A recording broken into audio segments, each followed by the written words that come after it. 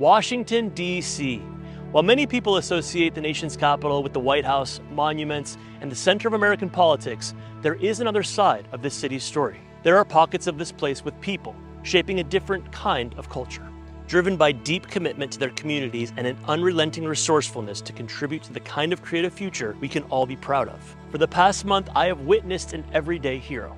His name is Ken Sandy, and this is his love letter to Washington, D.C.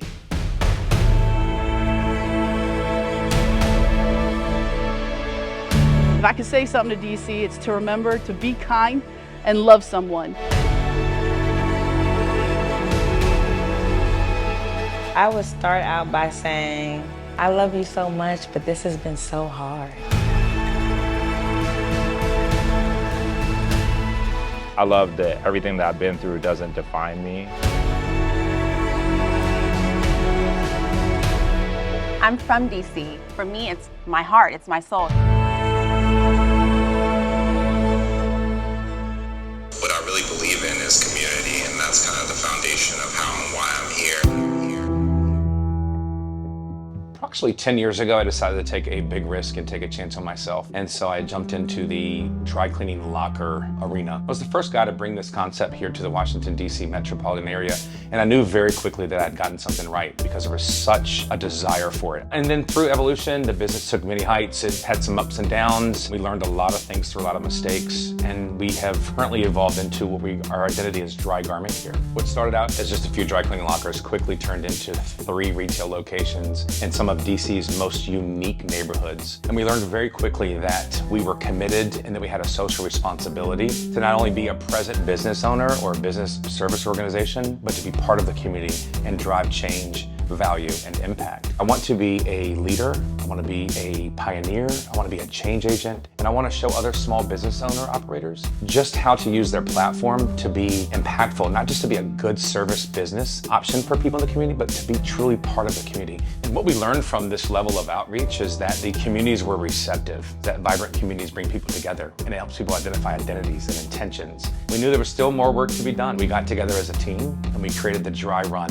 annual 5K. This Dryy Run focuses on just community change agents that may need a little bit of visibility, just a little more collaboration to get their mission out. This most recent Dryy Run 5K, it meant to benefit a local summer camp here in Ward 5 Northeast DC. We were so inspired by Sion Tekle, the founder and director of Kidovation Stage, that we decided to make them the recipients of all proceeds that were collected. We're able to send 11 children from underserved communities right here in our very own neighborhood.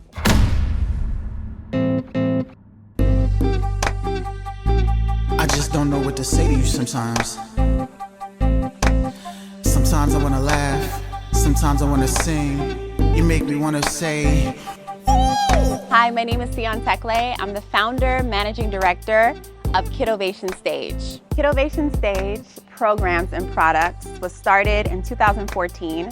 We provide summer camps, winter camps, seasonal camps, products, social emotional learning coaching, and it was all started when I saw a huge need for incorporating the arts and just more learning about yourself and the creative world for kids. And since then we've grown so much, and it's such a labor of love for me because I see the results with kids from 3 to 8. I just gotta let you know I ain't never letting go. What we found is something special. You got me singing.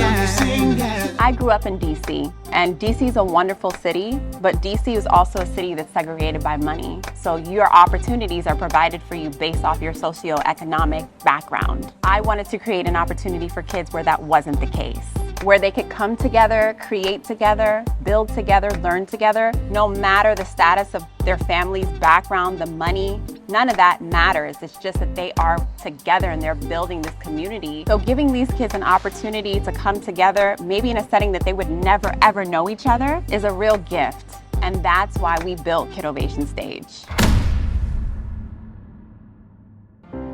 As we create this world where different levels of socioeconomic communities are coexisting, it's more important than ever to continue celebrating our genius within our individuality, or as my good friend Colleen Shoemaker would say, finding your fantastic.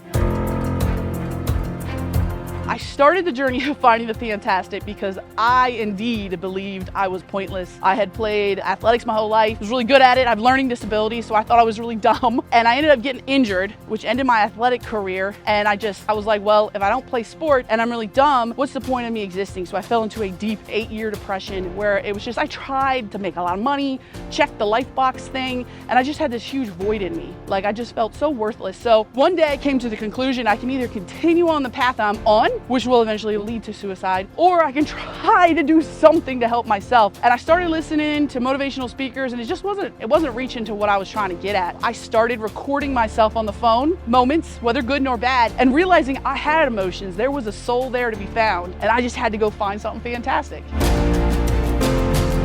Since starting Finding the Fantastic, I've got a podcast, I've done public speaking. I have helped people that I had no idea I was gonna help. Like I started it for myself. I had this one listener call in and he was like, we don't have the guts to say what we're thinking and feeling out loud. And when you say it out loud and speak it into existence, it helps us have power over what we're feeling. And that's when I realized that that's what I was doing. I don't ever want a day to go by where someone doesn't feel like they matter.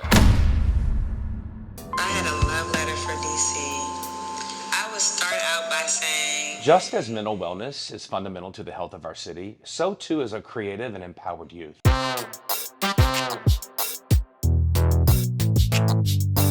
Kiana Jones. I also go by Cam J6. I am a mother first. I'm a full-time artist, and I am so proud to be the founder and executive director of Congress Heights Arts and Cultural Center here in Southeast DC. Congress Heights Arts and Cultural Center, affectionately known as the center, is a safe space. The mayor labeled that herself, but we are a space of legacy. My father lived here, my siblings grew up here, and in 2015, I had the opportunity to turn it into an art gallery. We support Black and brown artists first and foremost. Dynamic programs and workshops. We invite other nonprofits that don't have space to do the same. We also have rental space for our community. The space is a space that I needed for myself when I was young. It was really manifested out of my childhood. I grew up in Southeast, born and raised here as a creative, but never knew it because there was never anything to nurture that spirit. So I kind of grew up in this space of being a weirdo, trying to figure out who I was. Luckily, I had parents that took me to the other side of the bridge and showed me the museums, the Smithsonians. I went to school and saw what was capable. So I don't want to sound too cocky, but this space is really important because not only does it speak to the child that I was and the things that I needed, but it's the community. I am community. I know what we want. I know what we like. I know what we don't like. I know what we need, and we are the space to provide all of that.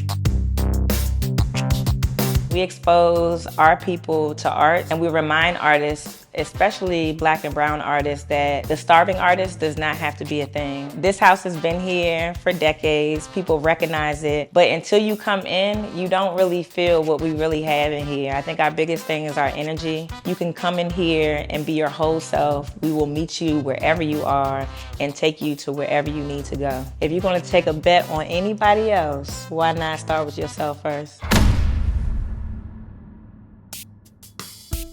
It is so important to keep our young creatives and artists thriving, and we can do that by continuing to invest in them, helping create platforms where they can be successful and showcase their work, but more importantly, just encourage them and lift them up and continue to push them to be their best. Reach into my pockets, hopefully I find just a little bit of luck, but I only find a locket. My name is Andrew Jacobson. I'm a lawyer, I'm a dad, I'm an art advisor, I'm a cultural influencer. I operate a company called Balmore Art. Balmore is my son's middle name. The company was founded with the purpose of legacy, collecting, preserving cultural artifacts, teaching people how to appreciate and value art, promoting art education on any end of the socioeconomic totem pole. And I look around DC and as many cultural institutions as we have through the federal government with like the Smithsonian and all the museums that are available here, it's interesting that we don't have the same level of support with like private galleries. I work with artists, and I think the terminology local artist is a disservice. What I do is I create a bigger platform to enlarge the role of artists, taking them from local to global. And by creating that platform, we allow artists in our communities that are DC-based to access more capital, create more influence, and ultimately make more income and make a better livelihood. That's how I plan to contribute to getting rid of the starving artist narrative in the District of Columbia.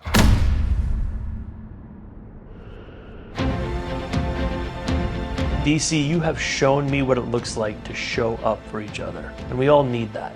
We all need someone to show up for us. Don't think for 1 second that you do not matter. By simply being born, you are important. DC, our artists have unlimited creative potential. It's time to let them shine.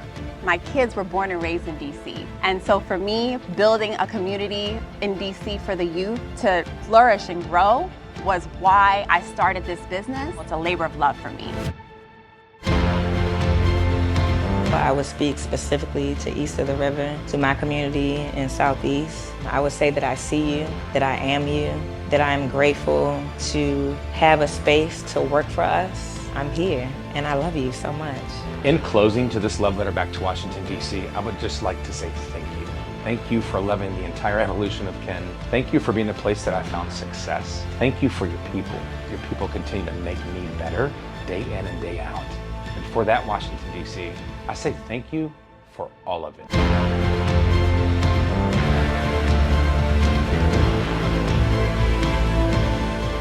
Mic check. Love letters to DC. Mic check. Okay, alright. Through all of these days and nights, I know we're gonna be fine. Time is always taking its time, so think doesn't even need a rhyme or reason. Even as the seasons leave, and I'll be by your side. With your hand in mine. Let's go and live it. Wow. With your heart in mind. Let's go and live it now.